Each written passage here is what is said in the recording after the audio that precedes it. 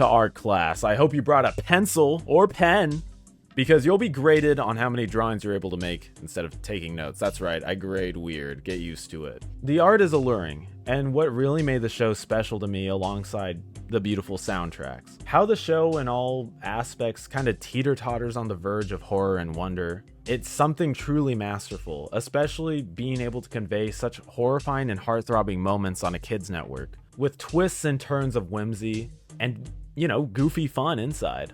Let's talk a bit about the art. The music was inspired by classic American opera singing, which is evident in most of the shows, show-tuney, seemingly sing-along songs. The whole show is reminiscent of the 1930s in many aspects. Looking at some of the inspiration, Alice's Adventure in Wonderland was a point of inspiration, specifically the illustration by John Tenniel of the Cheshire Cat. Going into the world of press printing, chromolithography was an inspiration to the show's overall art, to the way that the prints would pop out. The multicolored printing method is adjacent to photochrome. This is only when printing photographs though. Lithography as well is the method of printing on flat surfaces. Chromolithography is important because it utilizes all lithographs producing multiple colors on a flat surface with the use of chemicals instead of relief or intaglio printing. What does this mean?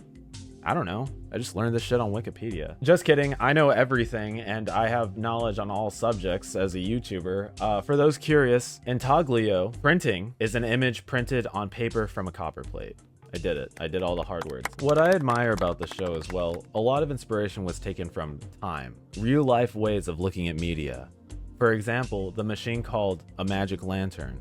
Not only do I want to own one, but the Lanterna Magica, its Latin name, was used to project photos and paintings during the 17th century. It was actually used up until the mid-20th century as well. It had a very long life of use.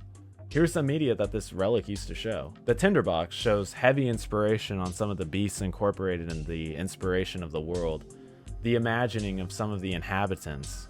The tinderbox is a whole rabbit hole of wonder and imagination. You know what to do if you want to see a deep dive on that. Speaking of beasts, the Dogville comedies is another direct inspiration, especially to the school episode and the riverboat episode. Lastly, I would like to speak on Gustave Doré. Their art is very different from this medium, 100% captured though in the backgrounds of the show. The use of stagnant seeming colors to convey darkness or light tells a masterful tale in which a writer can mold into any shape they desire. Here are some illustrations I believe convey that exact idea.